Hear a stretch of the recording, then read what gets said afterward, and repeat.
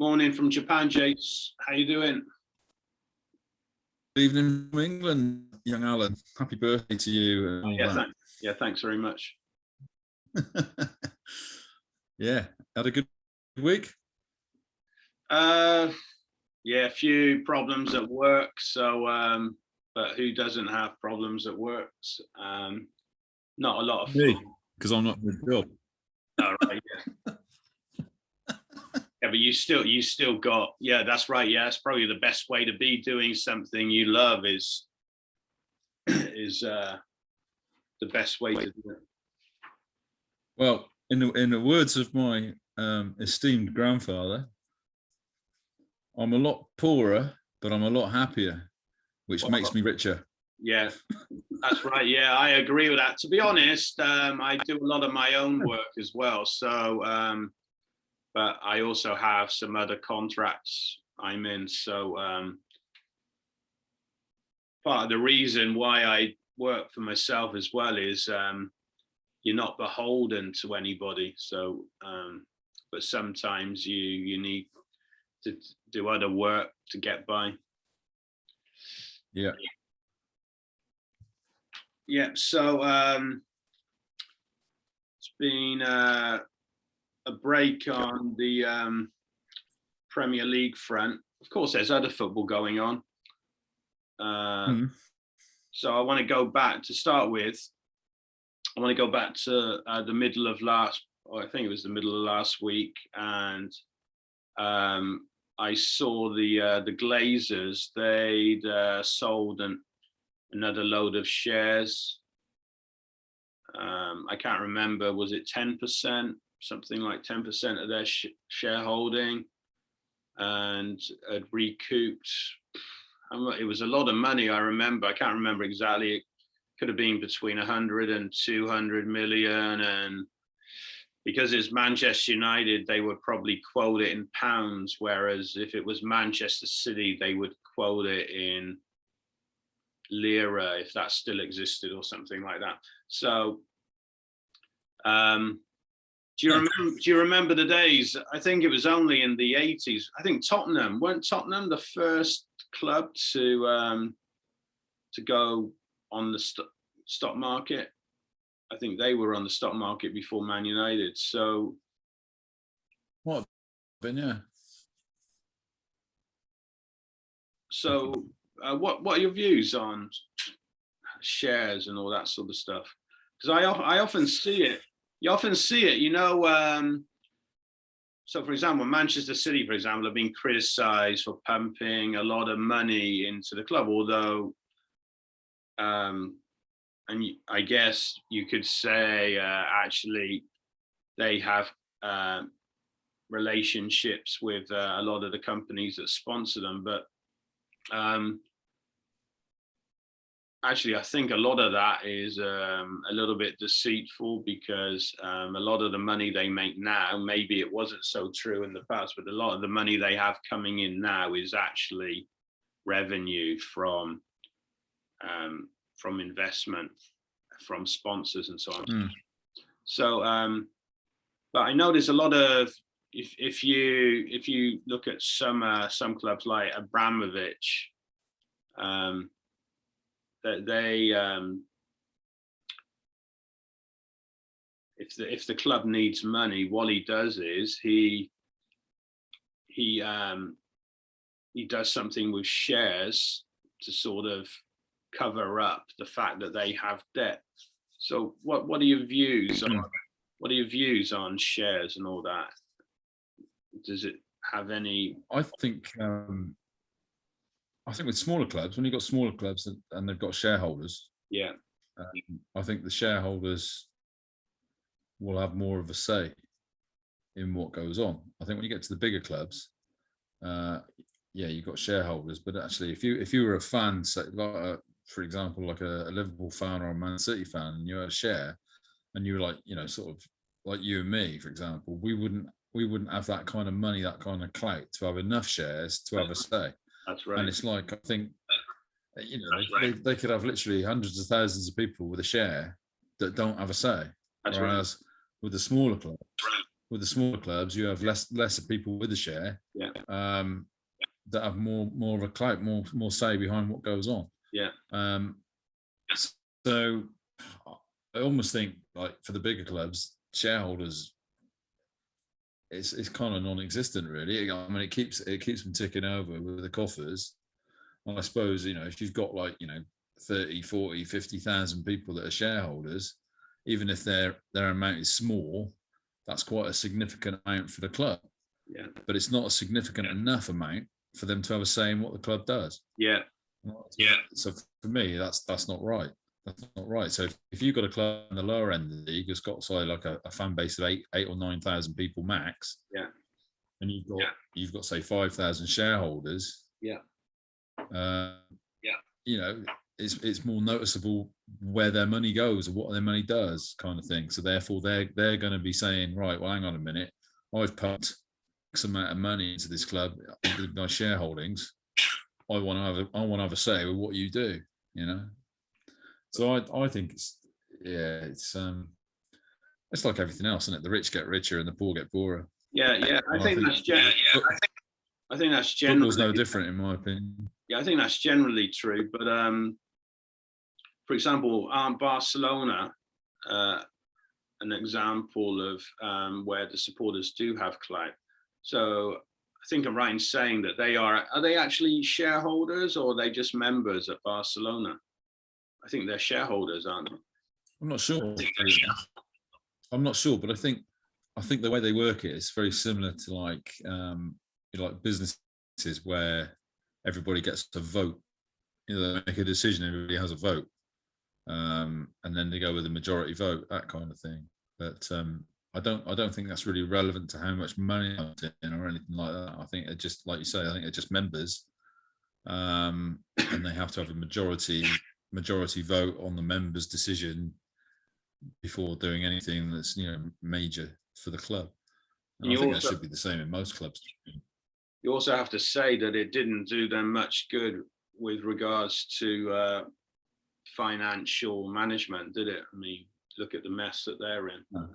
But I was just thinking back to Swansea. So if you remember, Swansea were in a big mess, and then didn't they rebuild with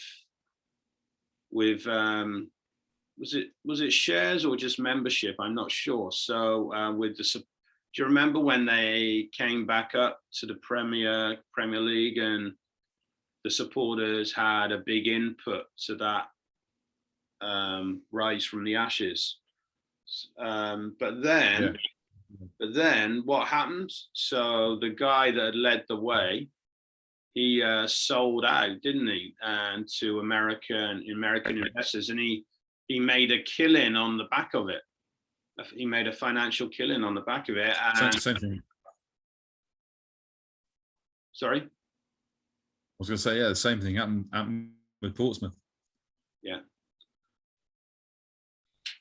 So I remember journalists like David Bond, he works for The Guardian, so he was championing clubs like Swansea and ownership by the supporters, but you still when you have supporters, you still have a figurehead.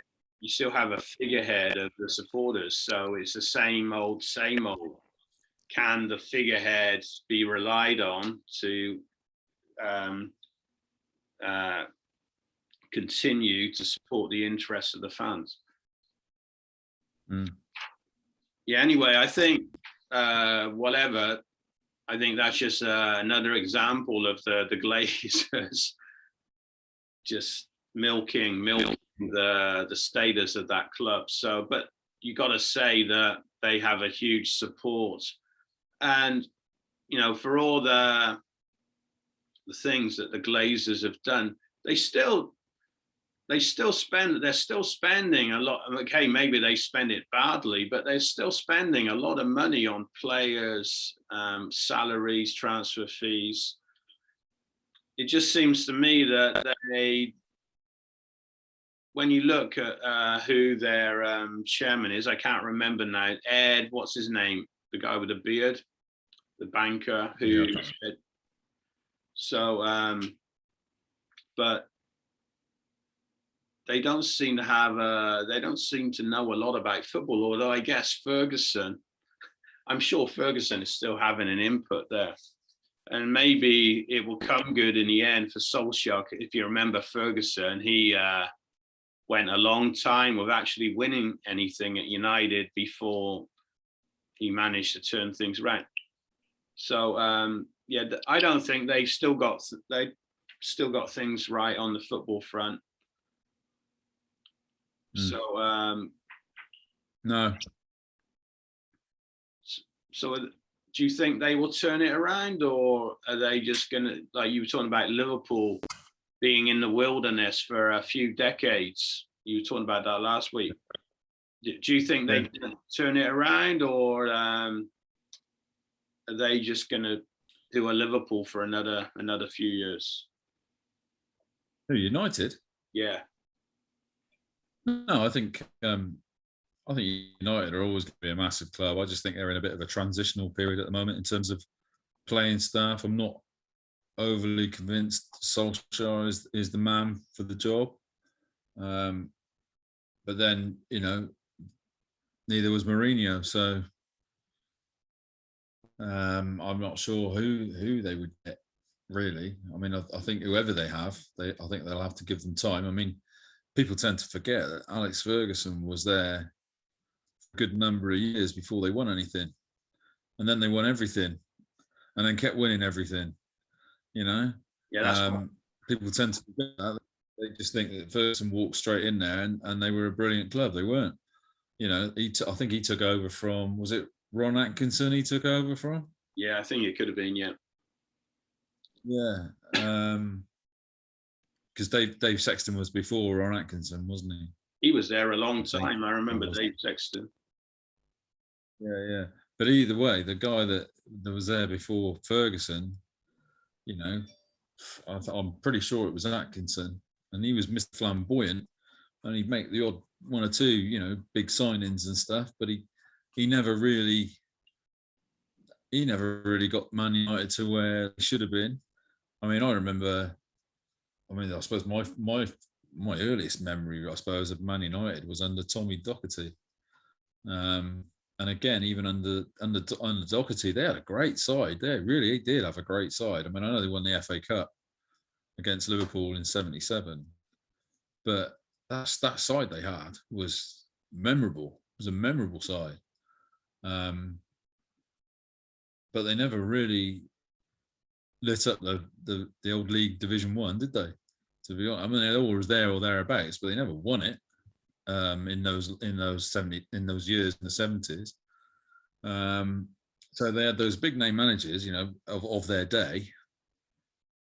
Well, big names that because in those days, obviously, you didn't get the big managers from abroad managing in England, did you? So it was either the top Scottish manager or the top English manager managing the top clubs. You could argue that Ron Atkinson wasn't the top English manager of his day, but I mean, did right at Villa. He did better at Villa, I thought, than he did at Man United, to be honest. Who are you talking about? Ron Atkinson. He's at West Brom. He was at Villa, wasn't he? West Brom. Sorry. He might have gone. Yeah, he might have gone to Villa afterwards, I think, but he came from West Brom. Yeah, I'm sure he was at Villa, but I actually meant West Brom. Yeah. And I know West Brom didn't win anything either, but he seemed to have more wins at West Brom than he did at Man U. Well, what a team they had at West Brom. They had Laurie Cunningham, Cyril Regis, Brendan Batson, Tony Brown, Lou Cantello, Tony Godden, all those guys. That was a fantastic team. Ali Robertson. Yeah, that's right. That's the name. John Weil. Yeah, John Weil. John Truick. Yeah, the same 11s playing week in, week out. And often in midweek. Johnny Giles. Len Cantello, I think you said him, didn't you? Yeah.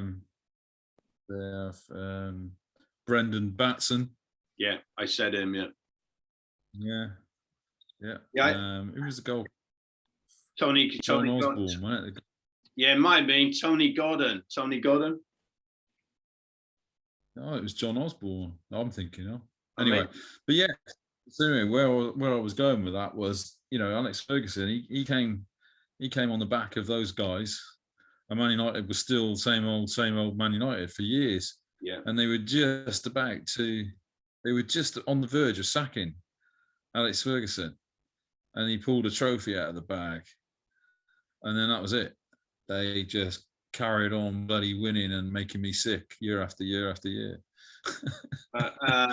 I think Mourinho becoming available at after the debacle at I don't know debacle, but it's a bit over the top, but not meeting expectations at United. I think Mourinho becoming available, it buggered up Tottenham, because if Mourinho hadn't become available, then I'm not sure they would have sacked Pochettino. So I think Levy knew he could get Mourinho, and he bought into the Mourinho cult that he can just turn everything into gold. And although he started well off at Roma in England, he's been a bit of a disappointment, hasn't he, in recent times? Well, he still lives in Chelsea. It's a bit of a bloody commute to Roma, isn't it? Yeah. I'm just wondering whether he's got his eye on the Newcastle job, mate. To be honest. Yeah, that I hadn't thought about that, which I was going to come on to Newcastle in a second. So yeah, that's a good shout. Although I guess personality-wise, it would it's the kind of profile that they would be looking at. Yeah, it wouldn't surprise me. But when he was at Man United, he was just staying in the hotel. You knew he didn't want to live in Manchester. He was just living in the hotel. So obviously he doesn't listen. No Elvis Costello in his house, is there?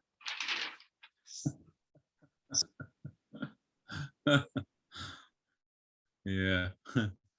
Yeah. So that brings us on nicely to Newcastle. Yeah. Yeah, that's right. Yeah, you're stealing my script. So yeah. So after looking dead in the water, so the Saudi investors have come back, and they've actually bought out Mike Ashley. So a lot of people have compared it to the Mansour takeover at City, although apparently the wealth of these investors puts Mansour well and truly in his place. So I don't really buy into all that, though, when they say Newcastle are now the richest club in the world. Are they the richest club in the world? The people who own the club are the richest club in the world, but that doesn't translate in them being able, as we've been referring to with City, it doesn't translate into them having all their wealth available for use at Newcastle, because they're still restricted. Okay, maybe there are ways of circumventing the rules, but there are still limitations about how much of their own money they can input into the club. So I'm sure it will help the club, but I'm not as convinced as the media make out that it will be as beneficial as it maybe was at Man City in 2008. So where do you think Newcastle will be going from here? People are saying that Steve Bruce is the new Mark Hughes, in that his days are already numbered. So and you just been talking about Jose Mourinho maybe having his eyes already on the Newcastle job. So what kind of manager do you think they'll be looking at? Well, I think personally they will need, well, I'm going back to Steve Bruce. He had a meeting today with I can't remember her name, the woman that is now in charge. Stavely, I can't remember her first name. Stavely. Is it Rebecca Stavely or something? Yeah, I think that's it. She had a meeting with Steve Bruce today, and he was seen leaving the training ground looking a bit glum. I know he always looks a bit glum, but he looked a bit glummer than normal. And I just know how that conversation went. I just know how it went. It's like, you got one more game, Steve, and if you get a win, if you don't get a win, there's the door, mate. And then it'll be, he gets that win on Saturday, and it'll be, you got one more game, Steve, and if you don't get a win, there's the door. And if he gets another win, it'll be the following day after that. It'll be, you got one more game, Steve. So I think he's going to be on. He's on hiding to nothing. I think that the first time in this new regime that they don't get a win, that'll be all the excuse they need to get rid of him. Personally, that's even if he gets till Saturday. To be honest, he might not even get. Yeah, but it's going to be I guess there might be some up and coming manager that they might have their eyes on, but I don't think. Well, yeah, but for the time being, because mid-season, well, it's not mid-season, but into the season, trying to find an established manager, I don't think that will be easy. Maybe in off-season, okay, but the thing is, they're in the situation now that they've got money, right? They've got money. Now, the thing that comes with a lot of money is very little patience, I find. And if they want to turn it around quickly, then they have very little patience, right? So I don't think they're going to want to be gambling on an untried or an up and coming young manager. I don't think they're going to want to do that. I don't even think they're going to want to go with maybe, known managers that we've had floating around the Premiership that have maybe won things before, like the Ranieris of this world, all that kind of stuff. I don't think they'll even bother with that. I think they will go with real top names. I think they'll go with a real. They'll try and get a real top. Yeah. The only way, because obviously, if Steve Bruce walks out the door tomorrow, Newcastle United, they're still Newcastle United, right? Yeah. They still got the same squad. Yeah. You can change the manager, but you can't change the squad overnight, right? Yeah. So whoever comes in has still got the rubbish that he's amassed, right? So I think what they will do is they will get somebody like either Bruno Conte, or whatever his name is. Andrea Conte. Conte, his name is, Bruno Conte. That's the footballer. So Conte, who's actually expressed an interest already in Newcastle. Yeah, that's a good shout. My shout is going to be Mourinho. I think because he's still living in England. I think if they could tempt Mourinho by saying, you've got unlimited funds to buy who the hell you want, right? And Mourinho is probably, I would say, probably the only manager, probably outside of possibly Guardiola and Klopp, who can actually attract big players to Newcastle. I can't see any other manager attracting the world's greatest players to the northeast of England. And this is where Newcastle are always going to be, Newcastle United, as far as I'm concerned. Yeah, I don't think it's ever going to be the attractive hotbed for the world's greatest talent. I just don't. Yeah, I see it. Yeah, we touched on this before, for example, with the Glasgow teams as well. Yeah, I can see there is that side of the argument, although, as I was saying, a while back, the world's a much smaller place as well. Ruud Gullit, when he was manager at Newcastle, he was always back in Amsterdam, so Newcastle has an airport. A lot of these people, they have their own bloody airplanes these days. Guardiola has his own airplane. It's a true statement, but in the last 2 years, we live in a very different world now. You can't just go where you want to go when you want to go. Yeah, I think things will gradually get back to normal, although it might take longer yet. I think that's a good shout about Mourinho being attractive to some players, but I'm not convinced he's attractive to the really top players these days. And I personally, it'd be a combination of. Sorry, I talked over you there. I think it'd be a combination of the right manager being able to attract big names, but it won't be just the manager that attracts them. It'll be the packages that manager is able to offer. Right. Yeah. So if you've got somebody like, I don't know, let's say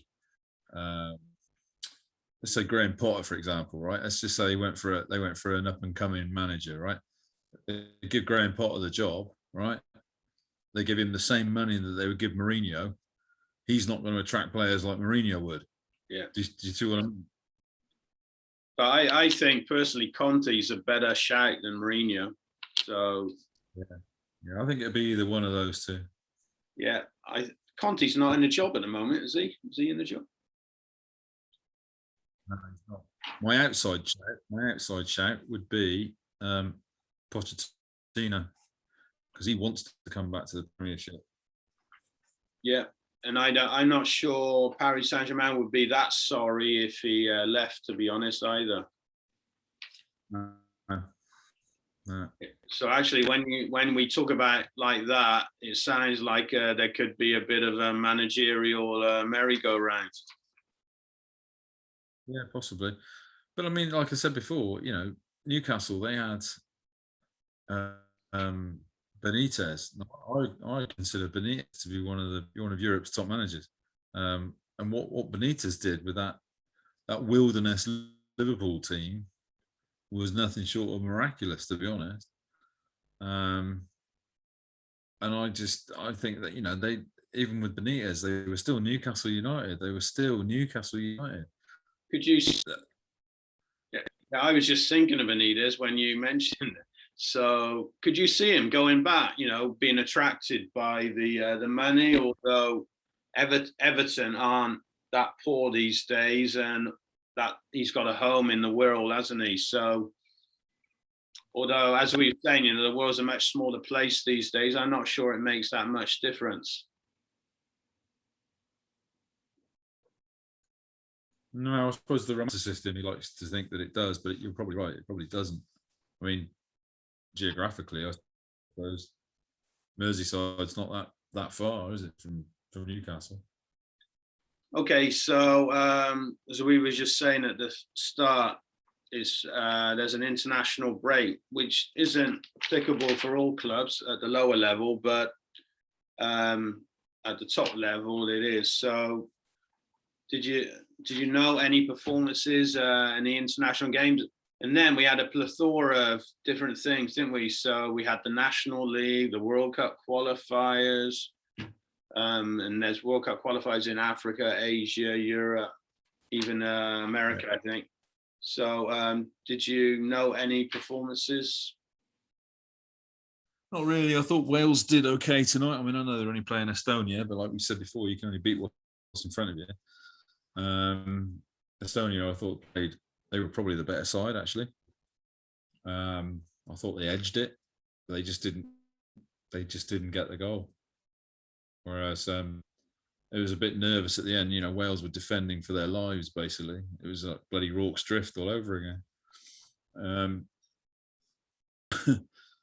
But they got the result, and they needed to get that result. And now the qualifications in our own hands. They need 4 points from the last two games. Yeah.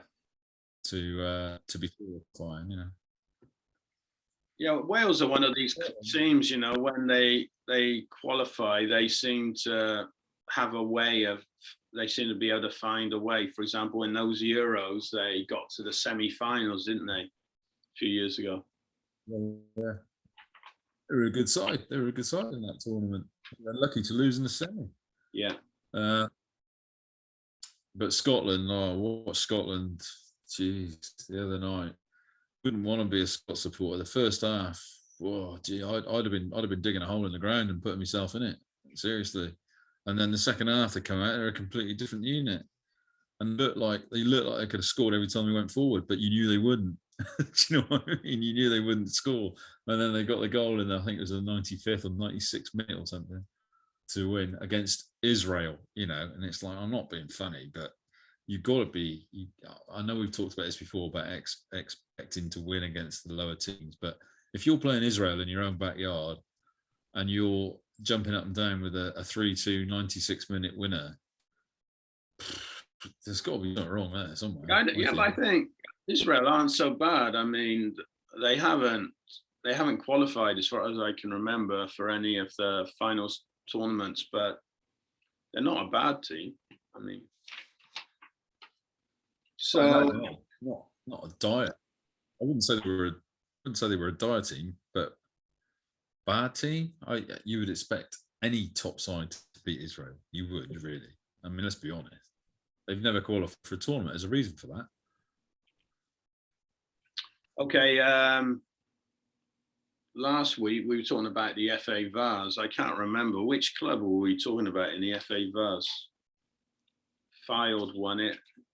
I can't remember. We talked about some. Yeah, we were talking about Fylde, weren't we? Yeah, but I think. Oh, it was Poole. Was it Poole and Chippenham, or was that? I can't remember. So. That was on the road to Wembley, wasn't it? We were talking about. Yeah, so I can't remember which team we were talking about in the FA Vase. Anyway, last weekend. So the FA obviously alternate these tournaments. So 2 Saturdays back, it was the FA Vase. Last Saturday, it was the FA Trophy. This Saturday will be the FA Cup. And what's the common denominator, generally speaking, between those competitions in the early rounds anyway? What's the common denominator? The common denominator? Yeah, I think you're going to need a bit more than that. Yeah, well, if you look at the fixture list, they're all at, as I said, generally speaking, I think there's the odd exception, but they're all 3 o'clock kickoffs on Saturday afternoons. So, right, yeah, that is the common denominator. You're right. Yeah, and that's how it should be. Yeah. So, we were picking a team, weren't we? So, for example, in the FA Cup, we chose Poole, and then they got beat by Chippenham, who got beat by Hastings. So in the FA Cup this weekend, I think it's the 3rd qualifying round. So it's the middle of October. So they're getting near to the dream, which is to get to the first round proper of the FA Cup, only to get another non-league team when you get there.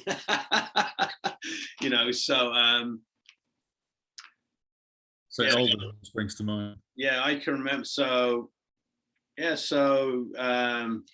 I remember the days when Cheltenham would be playing. Did they ever play a preliminary round? I'm not sure. They might have done. Tom Pentry. Yeah. Tom Pentry comes to mind for some reason. And so it brings back memories seeing those fixtures. But yeah, just going back to the FA Trophy on Saturday. So the score I picked out was Coleshill Town 2, Newcastle Town 3. And the reason I picked that one out is because Newcastle were my local team when I was at Keele University. So actually I think I'm right in saying that Newcastle Town is not actually Newcastle upon Tyne or Newcastle. It's actually Newcastle under Lyme. Yeah. So maybe we can see how they get on in the next round of that one. Yeah, right. Yeah, cool. Yeah, but that I love all those competitions: the trophy, the Vase, the FA Cup. Okay, and as I said, this coming weekend we have the 3rd qualifying round of the FA Cup. Okay, so I noticed, talking about lower tier football, I noticed on your Twitter feed you were asking about how you could get that book by Mark Dadge about football ground. Yeah. I noticed when he wrote his tweet, I think he mentioned grounds and not stadiums. So is he a bit of a ground hopper? So You don't remember that? You don't remember Mark, Dad? Yeah, I know his name. I think I know his face. I'm not absolutely sure, but I know his name, and I think So he used to work in the club shop with. Yeah. Is he kind of a slim guy? Pretty slim. There was Mark, there was John Pickup, and there was Ian Brooks. Yeah. Ian Brooks sadly died about, I don't know how many years ago it was now, quite a few years ago, 20 maybe. Wow. Brooks, he was a tall, skinny lad, and Mark was the shorter, thin lad. Average height, isn't he? Average height. And then he used to stand with me, or I used to stand with them rather, in the sort of like that standing area by the in between the stand and the bit on the corner. That was our standing area for staff. But yeah, he's a nice guy. I've been in away games with Mark in the car, when I used to go with Big John, stuff like that. I remember us having a real bloody laugh one day on the way back from Hensford, I think it was. We were just in absolute hysterics in the car because John Pickup was having a right rant about something or other, and he was going on about can't stand bloody John Baldwin and all this. He was going on and on and on, and he was describing it in the car. And my dad said to me, he said, he's describing himself. We were just absolutely wetting ourselves, So happy memories. But I'd love to get hold of his book because he's written it, Yeah. So I have, to be honest, I haven't been to that many grounds in Gloucestershire. So I haven't been to Cirencester, Cinderford. The only. I've played in most of them. Sorry? I've played in most of them. So in Gloucester, they moved, didn't they, a few years ago? So I went to, was it Cox's Meadow, the old ground that they used to play at? Or was that, am I thinking about the fairground in Cheltenham, where Billy Dainters or whatever the name of that circus or Billy Dainty, yeah. So what was the name? Was it the Meadow? Was it the Meadow or something? Gloucester? I can't remember. So I'll get it. Cox's Meadow, right? Cox's Meadow was the field. Off Keynsham Road. It was like Sandown it's where they used to have the fair and but they used to have some toilets there. They used to have a toilet block. And back in the 70s, Jason King, Peter Wingard got arrested in that toilet block for doing wow. Yeah, doing unspeakable things, right? And that toilet block is now a cafe, believe it or not. But anyway, they know the history. I'm sure they know the history.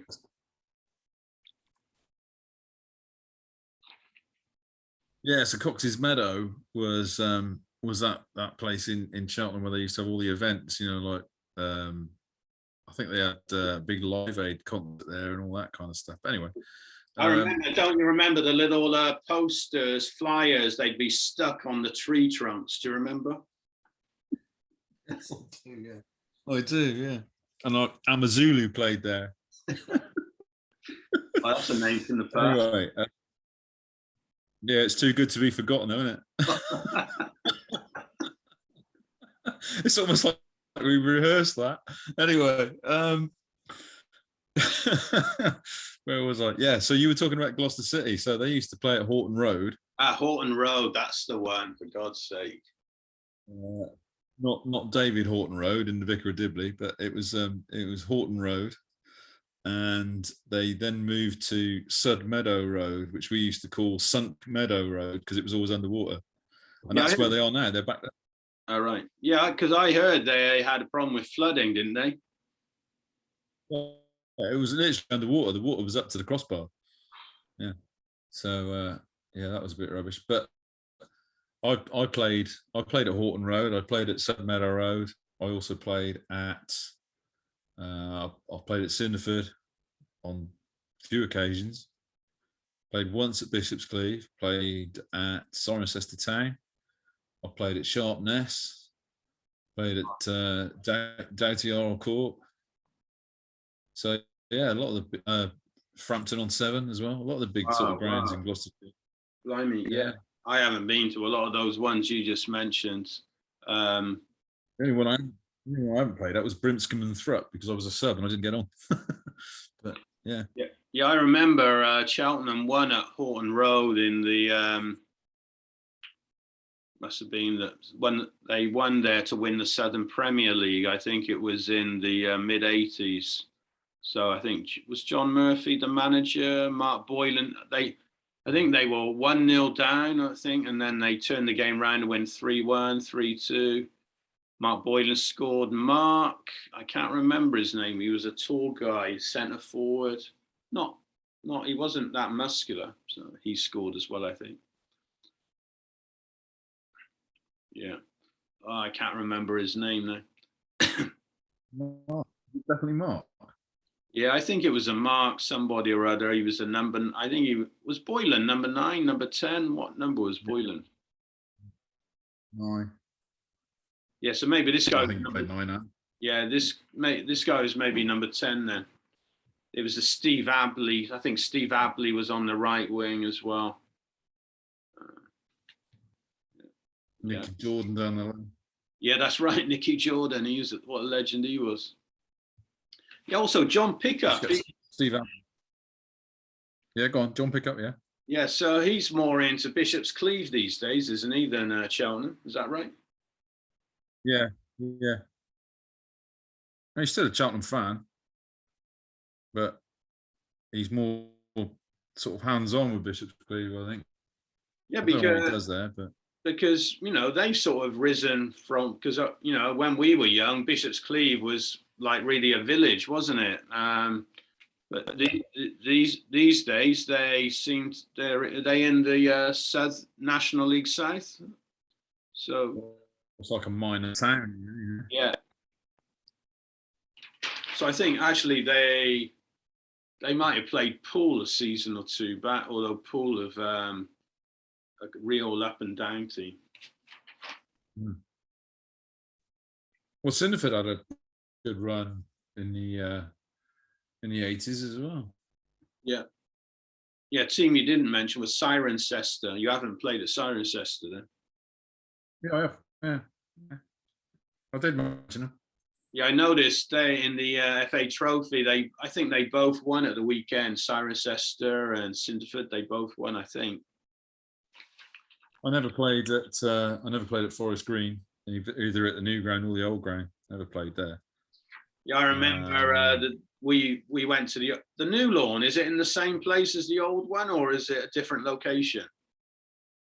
I thought it was the same place, but I might be wrong. I mean, Nailsworth can't be that big. It can't be that so big that you can have 2 different grounds.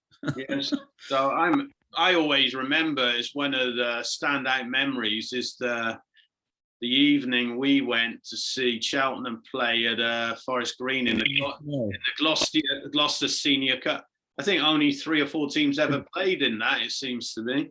But in the snow, right? Yeah, but it wasn't snowing when we went. When we went on the way there, it was it was still light. So it must have been springtime, I guess it was, or May, late spring, I think. And to switch the orange ball, didn't they? Yeah. I remember it's a beautiful drive up there. You go up Cooper's Hill, past the Cheese Rolling Hill on the left. And then, it's a beautiful drive going through Painswick and all that. So, and as you say,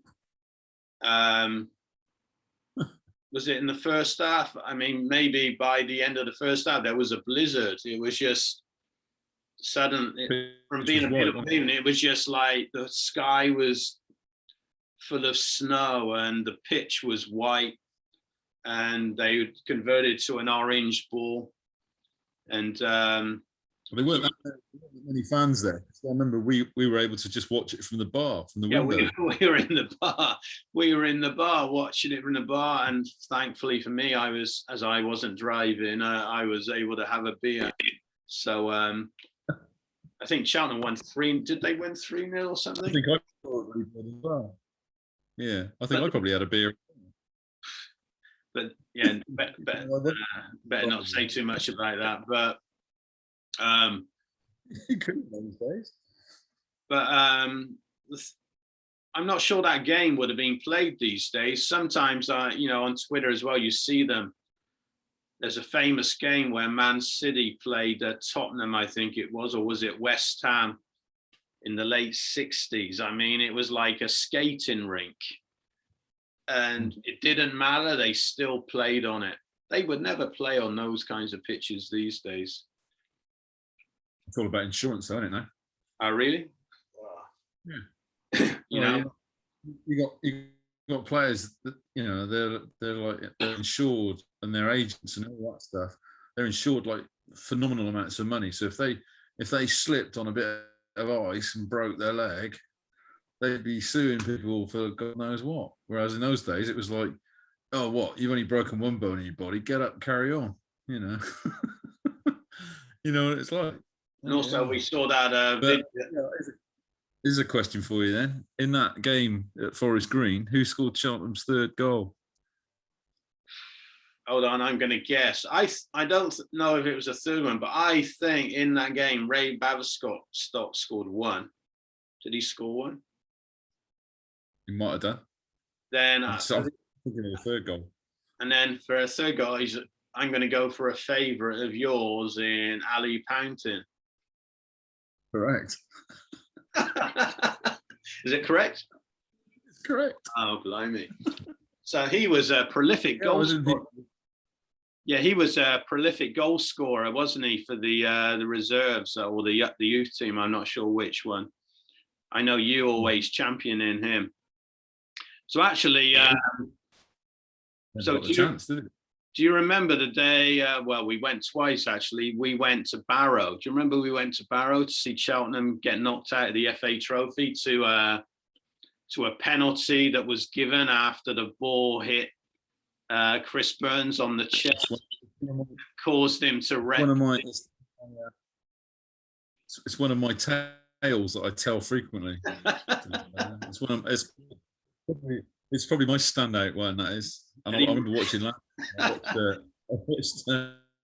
I watched Cheltenham away to Barrow on iPlayer, and I'll tell you what, nothing much has changed. To be fair, I was like, Jesus, everything above knee was handball. I remember Kath Bramwell didn't believe that we'd gone to the game. She said it just wasn't possible for us to make it up there. So, let alone twice. That's right, yeah. Which I also remember a certain garage on the way with a young lady changing upstairs above the shop. Yeah, that I didn't see. You were knocking on the window. And the reason I was knocking on the window was because your window winder didn't work. So I'm knocking on the window to get your attention. You're like, get off. I'm ignoring you. I'm filling up my cup. Yeah, but I'm not sure. I think it was the first game? I think the first game had been at Cheltenham, hadn't it? And then there was the first replay. And then I remember you famously said, well, at least I'll never have to come back here again. And then they flipped a coin. I think they flipped a coin. They flipped a coin to decide where the second replay would be played. And Barrow won the toss. So we went back there. So I'm not sure which replay it was, the first or the second one. But when we got there, and actually they played in Cheltenham Street, didn't they? Or did we park in Cheltenham Street? Cheltenham Road, yeah. And Ali Pountain and another player, they were sat behind us in the stand. Yeah. Do you remember that? I do, yeah. But I also remember I don't know whether it was that game. It might have been the one at Macclesfield on a Tuesday night. I'm pretty sure it might have been Macclesfield.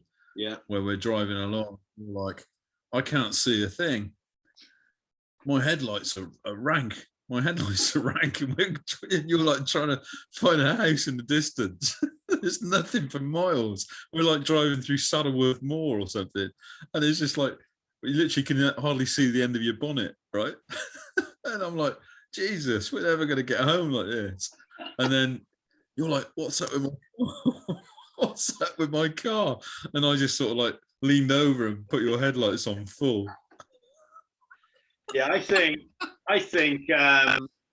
what you call him was in the car. Secretary Paul Godfrey. Yeah, he was. I think he was. Yeah, I think. Oh God, that was. Yeah, I think Paul Godfrey was there. Because he was like, "Let's find a house, and I'll go and ring for the AA or something." And we're like looking for a house in the middle of nowhere.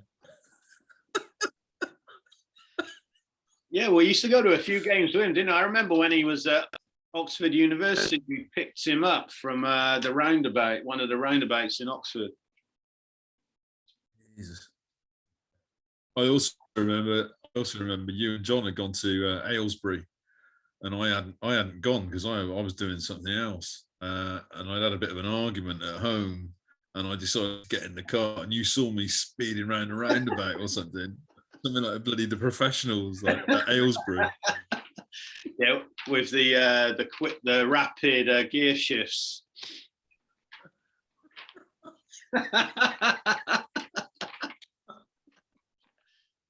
With the short gear lever. That's the one. Was that the red? Memories, mate. That was the red Cortina, wasn't it? You had the red Cortina, was it? I think it was the red Cortina. It was the Cortina. Always had the sunroof open. That little sunroof flicked open, even if it was sheeting down with rain. Anyway, we've digressed. Yeah, digress. Oh, absolutely fine. That's what football's all about.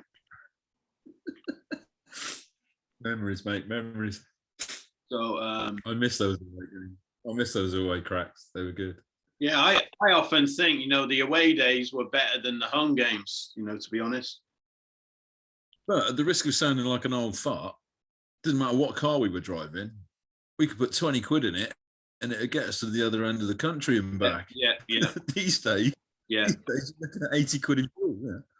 Jeez, it's all relative. You don't know how good you got it in the UK, though, because here in Japan, you go on the expressway, you have to pay a toll. So creeping in here as well. So, for example, if I wanted to drive, I couldn't, let's say Avispa, the local team here in Fukuoka, if they were playing and I wanted to go and see them play in Tokyo, it'd be cheaper to take an aeroplane, or maybe that's an exaggeration, but besides the petrol, you have to pay all the tolls all the way up to Tokyo, which wouldn't be cheap. Yeah, it's creeping in here as well, to be honest. It's like, for example, the Dartford Tunnel, right? The Dartford Tunnel, toll on that Dartford Tunnel was only meant to be in place until the tunnel was paid for. It was paid for about 25 years ago, and that toll is still there, right? Anyway, that's another story. Yeah. Isn't there always a traffic jam around the Dartford Tunnel as well? Yeah. I'm sure I used to listen to Steve Wright back in the 80s, and they'd give a travel update about 5 o'clock, and they'd always mention the Southern Circular and the Dartford Tunnel. It's exactly the same now, mate. Steve Wright's still on, and he still does the same thing every day.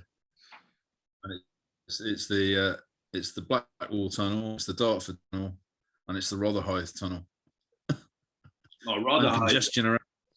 Congestion around God Manchester. Whatever the hell that is.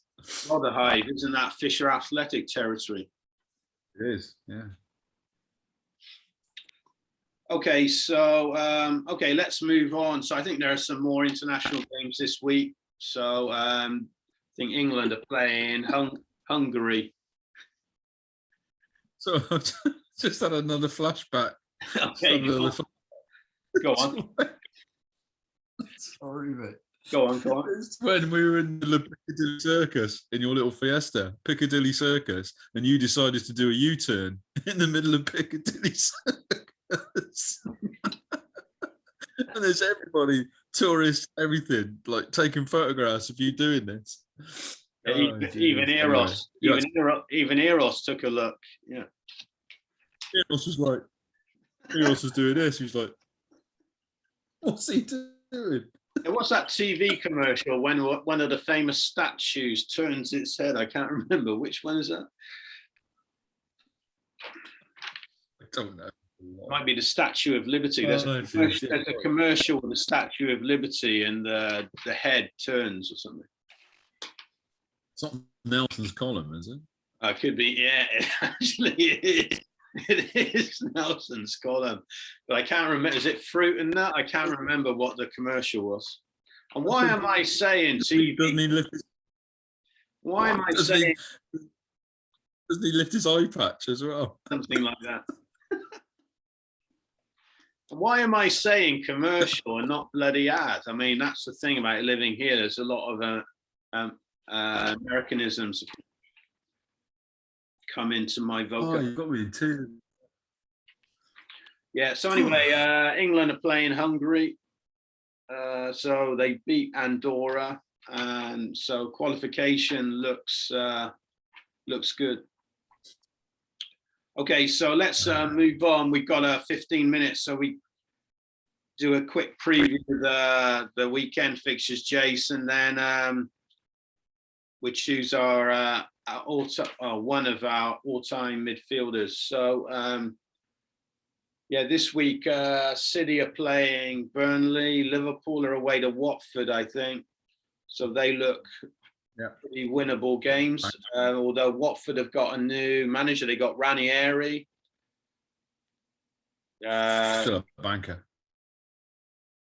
What is a home banker or an away banker? I didn't catch that. Liverpool banker, isn't it? They're going to beat Watford.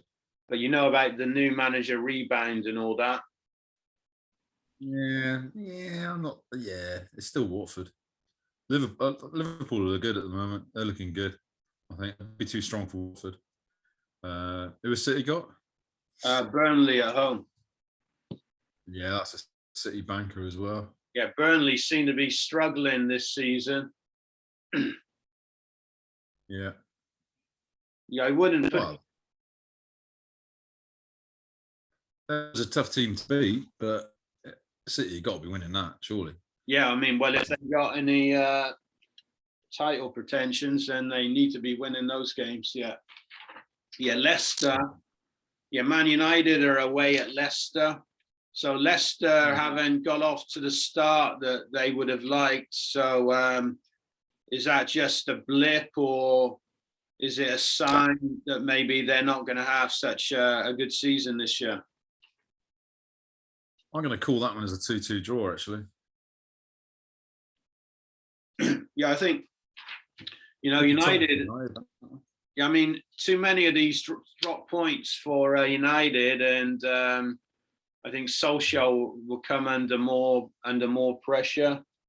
Although, to be honest, judging, we were talking about this before, judging by the results early season, and I know early season results can often be misleading, but we were talking about this before the league. It seemed very tough. So before you might say that games were more winnable, but not only are the scorelines getting closer, it seems, but also the possibility of dropping points seems to be increasing. So, okay, Man United have dropped points, but then so have City, so have Chelsea, so have Liverpool.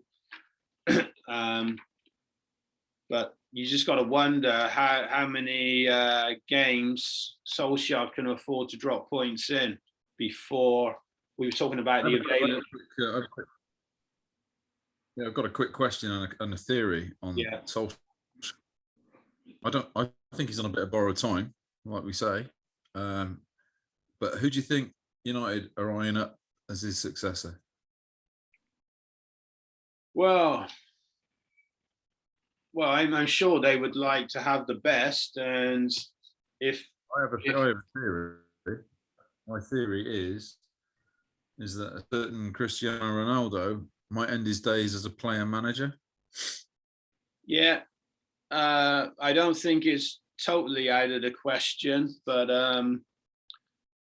I think that would be a bit left field if they were to do that. Everybody said that about Liverpool and Dalglish. And look what Dalglish. All right, yeah. I mean, Anyway, I don't think it's out of the question, but I think personally, it's unlikely.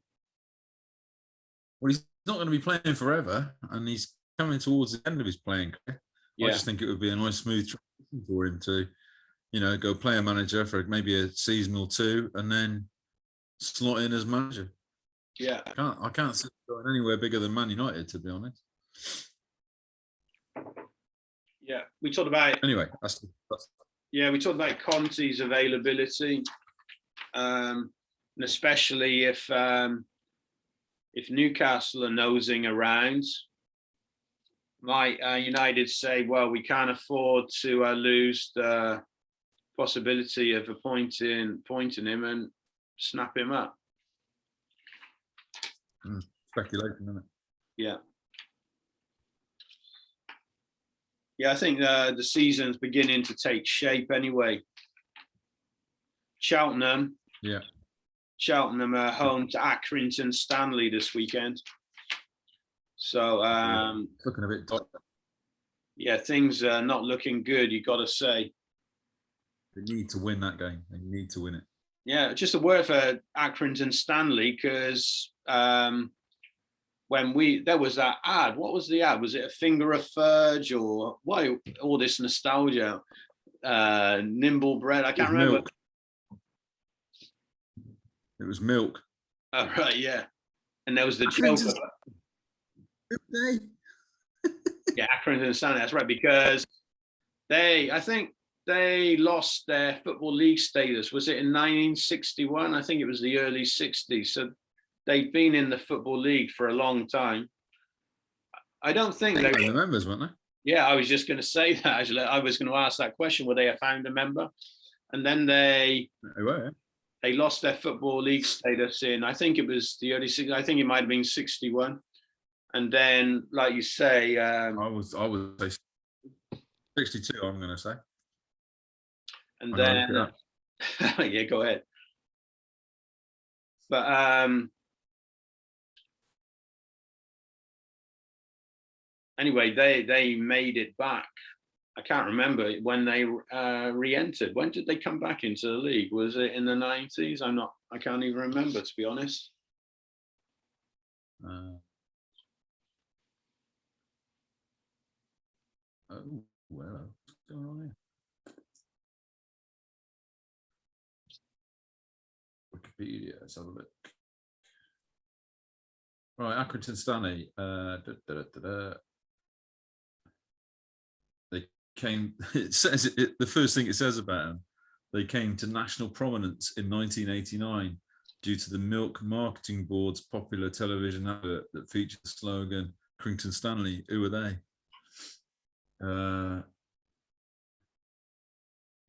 So the current Accrington Stanley were founded in 1968. So they obviously went out of business. So the original Accrington Stanley played in the Football League from 1921 to 1962. You're right. They were founder members of the Football League in 1888, though folded just 6 years later. Wow.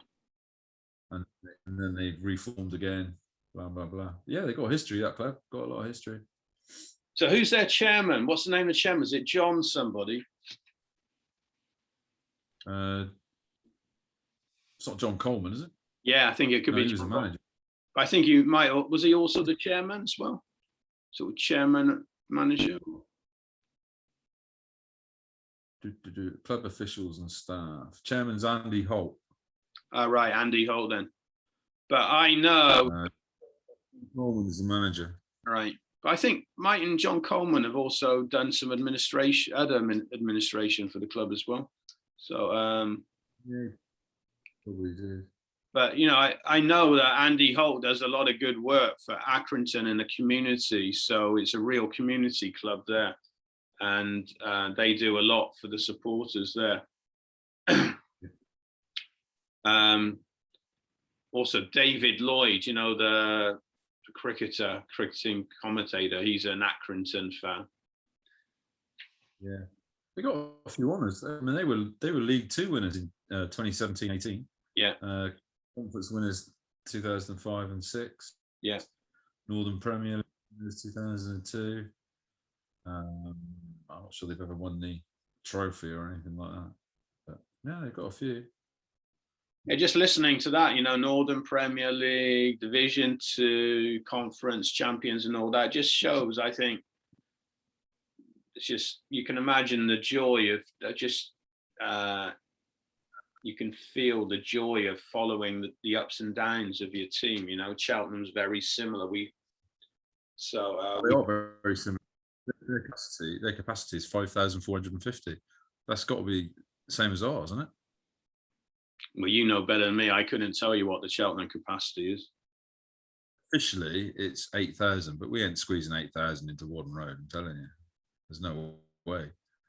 Although I remember Paul Baker trying it when Cheltenham were at home to Leeds. I remember being in the home section with surrounded by Leeds fans.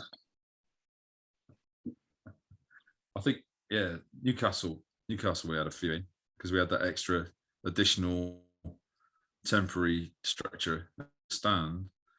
But for me, I think the biggest capacity I've seen there was probably that Yeovil game when it got us into the Football League. I was stood on the bloody roof of the club shop with Steve Lee and you, I think. No, I wasn't with you. I was at the Prestbury Road end. So he was up there with me, but there was Steve Lee from BBC TV, and he's saying to me, "Who scored the winner? Who scored the winner?" And I went, "It was Jamie Victory, easy." But it wasn't. It was Duff. Yeah, that was a bit of a strange one, wasn't it? Where Jamie Victory claimed it. He was nowhere near it. It was definitely Duff.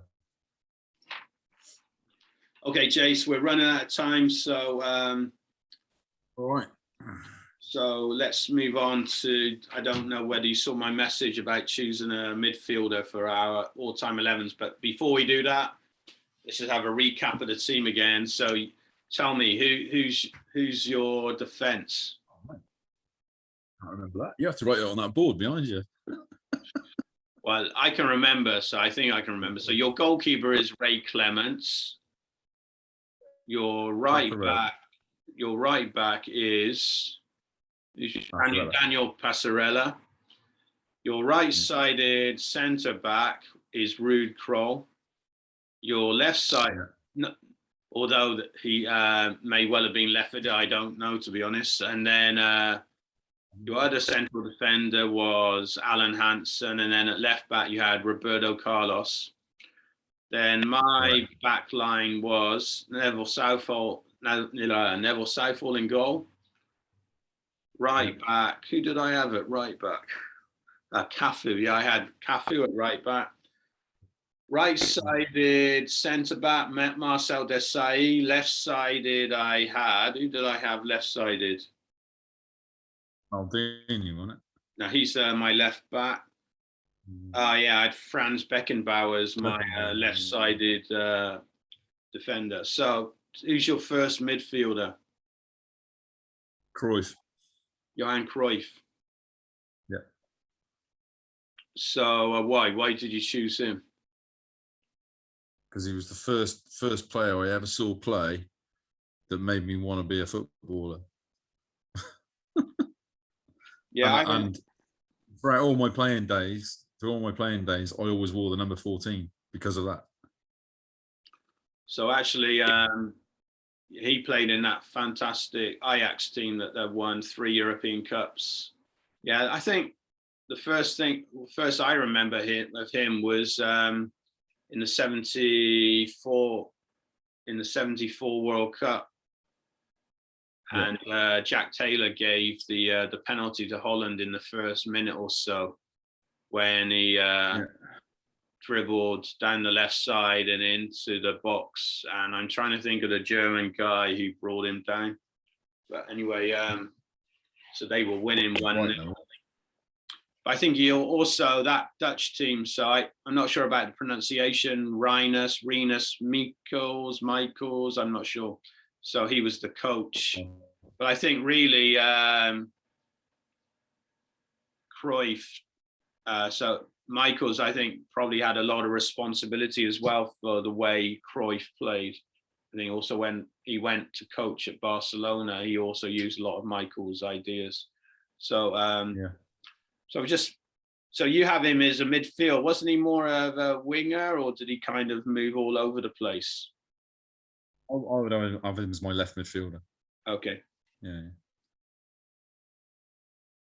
Yeah. Okay. Yeah, I can see that.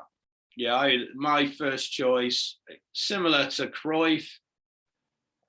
You wouldn't argue if you just chose him as a forward, really, would be Maradona.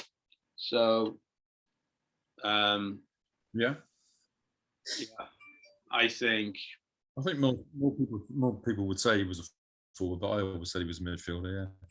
When midfielder. When you think of that goal he scored, the fame, not the handball goal, the other goal he scored in that game against England, he picked the ball up like in midfield, and also when he played for Napoli, and basically he just pulled the club off the floor to win the Scudetto. My thoughts on that. That goal where he goes around everybody for England, right? And my thoughts on that. Week in, week out, bloody Terry Fenwick and Terry Butcher and Peter Reid are hacking people down trying to do that. They just stood and admired it. Just hack the bugger down. That's what I'd have been saying. Hack him down. If he goes past the first one, the other two have got to be thinking, we've got to take him out here. Jesus. Yeah, I think Peter Reid, to be honest, England, I think that was the World Cup where England had started off badly. Did they lose to Morocco or Tunisia, or was it Portugal? Maybe they started off badly. Yeah. And then Brian Robson got injured, thank God. So Peter Reid came in and replaced him. So that was the time when Peter Reid had won the league with Everton. I didn't really buy into all the hype, although I've still come across United supporters who insist Brian Robson was God's gift. But when he played for England, I didn't think that translated into England's success. But like you were saying, week in, week out, Peter Reid would have just hacked down Maradona before he'd even got going. Although I just wonder...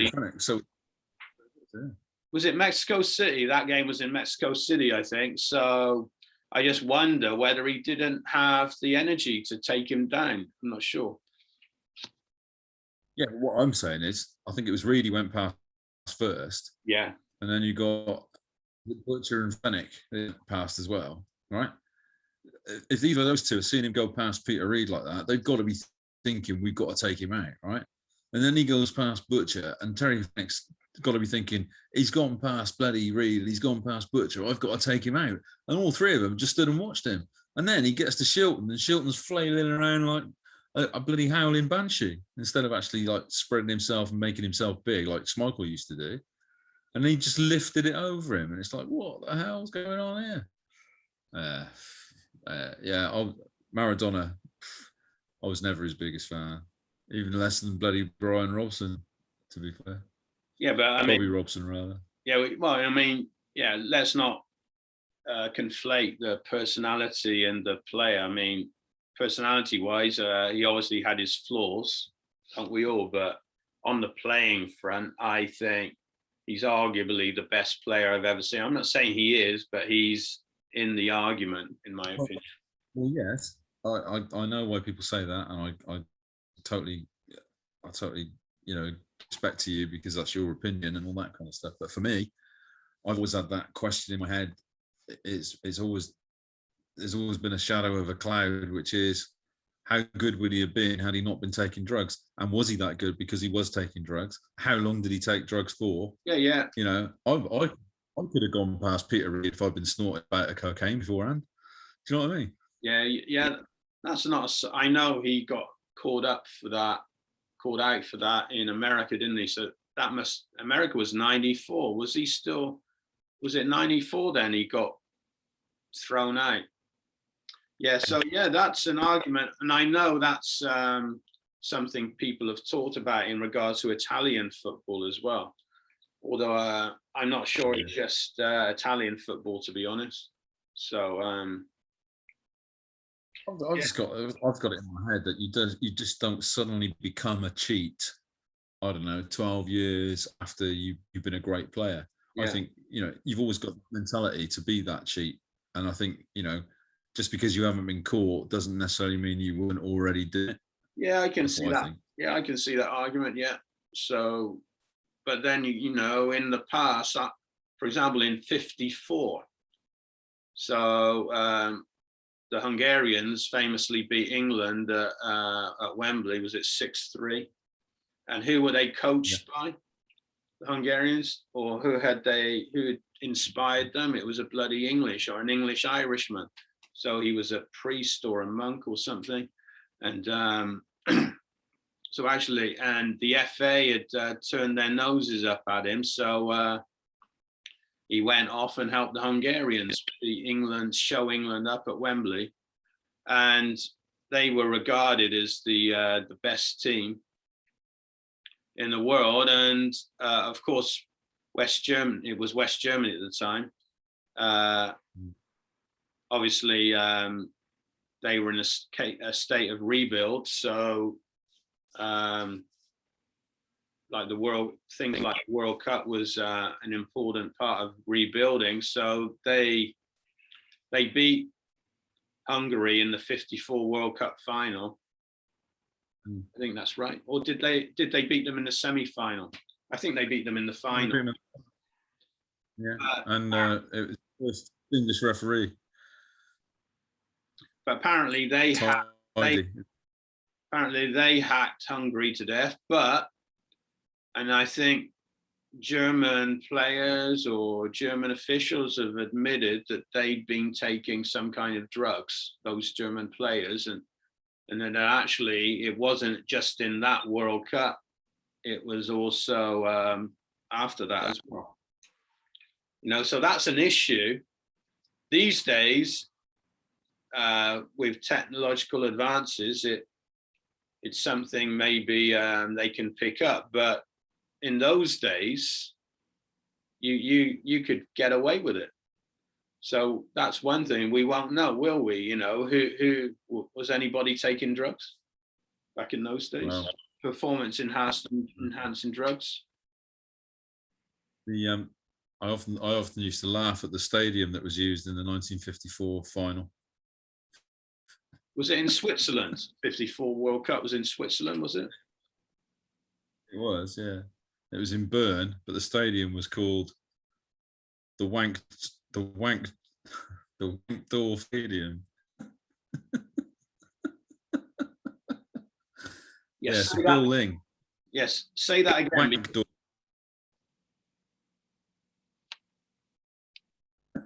WANKDORF.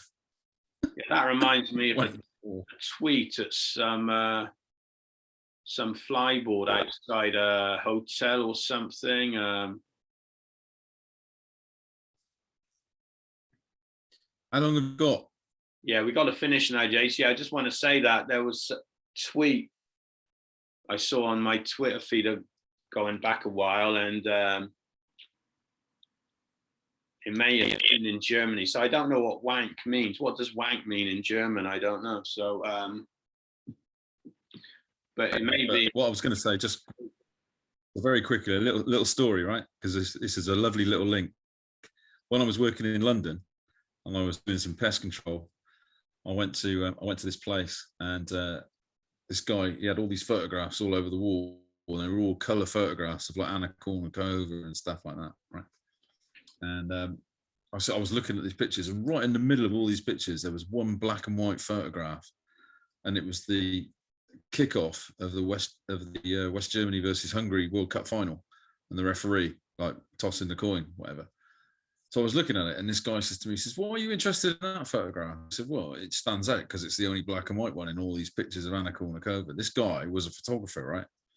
And I said, "I'm assuming you've taken all of these photographs, but you take that one because it was old, right?" And he went, "Yeah, I know." He said, "The referee's my dad, right?"